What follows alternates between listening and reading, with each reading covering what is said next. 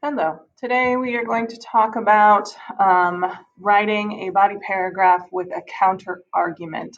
Now, typically in a normal argumentative essay, you would include a counter argument for each of your three arguments, but because this is kind of the first time that we are working on a counter argument, we do it in body three, so with our third reason or our third argument. Okay, so initially the paragraph starts off just like a normal body paragraph. You have a topic sentence, so you'll tell me what is the third argument in your thesis that you're going to focus on in this paragraph. You then give set up your evidence, you give it and you explain it. So that evidence should directly, prove your third argument, should be proof that that is correct. Then from there, we kind of have a little bit of difference. Okay. So on the slide here, we have what is called a turn against. So instead of going into a second piece of evidence, we are going to state what the other side argues against this third argument of ours. So you're going to tell me what the other side says against your third reason. Okay. And usually we start it with this sentence right here. This is just a sentence starter. You would say the other side argues that, and then you would tell me, what do they often say against, your point. So that's why we call this the turn against. You're telling us what the other side says. And we know from talking about the differences between argumentative and persuasive essays, this is the main difference between the two. We always kind of pinpoint what does the other side say. Then we have a turn back. So after I've simply stated, we're not even quoting, we're just kind of paraphrasing, one of the common arguments from the other side, we then turn back to our third argument, our point. So we kind of talk about why they're wrong. So we would say, they are wrong because, and then you make your point. What is wrong? You kind of poke holes in that argument. What is wrong with what they have said? But of course, we can't just say, I think they're wrong because. You have to give evidence. So then we go into setting up evidence, giving evidence, and then explaining how that evidence proves the other side wrong. So the second half of this body paragraph, our third, is just a little bit different. Not a whole lot, but just a little bit more specified, I guess, evidence. Okay, so let's take a look at an example of a third body paragraph. Okay, so like I said, it starts off normal with a topic sentence. So in yellow, I've said a third reason orcas in captivity is a problem is it can lead to the death of their human trainers. Okay, so that's what I'm going to focus on in this first half of the body paragraph.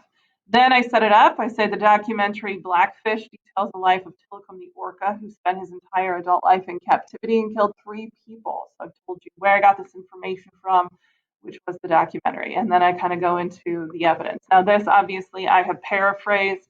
So that is why there are no quotes around it. After watching the documentary, I've kind of put in my own words what it showed me. So first he killed his trainer, Kelsey Burns, in a Canadian theme park. Then he killed a homeless man who had illegally entered his pool after hours at SeaWorld in Orlando. And last was his trainer, John Branshaw, who he pulled into the pool with him and proceeded to destroy her body for hours. And so I've taken, of course, then my in-text citation for that, which is Blackfish. That was the first word of my full citation. I put parentheses around that, and I have given the period at the end. But then I have to explain how that proves that, they can kill their human trainers. Tilikum was just one instance of an orca killing or harming their human trainers. All right, so from there, I'm going to go into my turn against.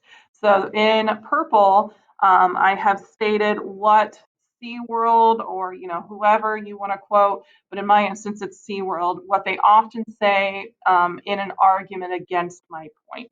Okay, so this is their counter.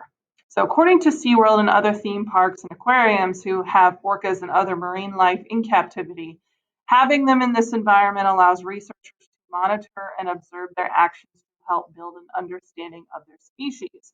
So this is a common argument of SeaWorld's. They often say, the reason we keep these animals in captivity is because it allows us to learn so much more about them because they're in, close proximity to us and because we have them trained, which allows us to get, up and personal with them.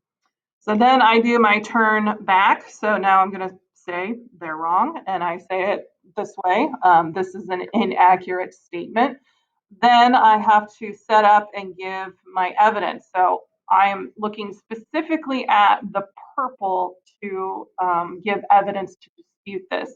So if they say having the orcas or whatever other animal in captivity allows them to research them, I have to prove what is wrong specifically with that argument. Okay, so that is where I found my evidence. So I said, according to Lori Marino, a neuroscientist who works at the Camilla Center for Animal Advocacy. So I've set it up. I've told you who said it. I give you her credentials so I know we can trust what she says. She says orcas behave so differently in captivity that any data collected would be skewed and not an accurate reflection of their behavior in the wild. And then, of course, I've given my in-text citation, which is Hagenboom, put parentheses around it, and then the period at the end. Okay, so this directly disputes SeaWorld's argument against me. Okay, and then I explain how this quote from Lori Moreno proves my point. I said, this proves that having orcas in captivity is dangerous for their human trainers and that their behavior in captivity is not an accurate portrayal of how they behave in the wild. Okay, so if SeaWorld says, having them in captivity gives us good data, Mrs. Moreno here says, actually, that's false because any data you're getting isn't going to be accurate because they are totally different animals in captivity versus the wild. So what is the point, basically? Okay. So that in its entirety is what a body 3-paragraph for us is going to look like with a counter argument kind of placed at the second half of the paragraph. Okay, so just like everything else that we do, we take this mentor text and we apply it to our own graphic organizer. So right here is our graphic organizer. I've broken it down by sentence by sentence. So again, we start off with our topic sentence for our third argument. I've given you my example, so you have that next to you in case you need to reference it, and then you will give your topic sentence. So tell me, what is your third argument that's going to be discussed in this paragraph? Okay, so those are the same, but then the second page of the Google Doc is where we alter. It's a little bit altered with the counter argument. Okay, so you'll start with the turn against. So tell me, what does the other side often say, in an argument against you? Your turn back. Why is this incorrect? Set up your evidence that directly disputes their claim. Give you evidence, and then, of course, explain it, your reasoning. Why does this prove that they're wrong? All right. Once you guys have this done, of course, then you will be ready to type. If you have any questions, let us know. But now we're ready for that third body paragraph with counter argument. Good luck.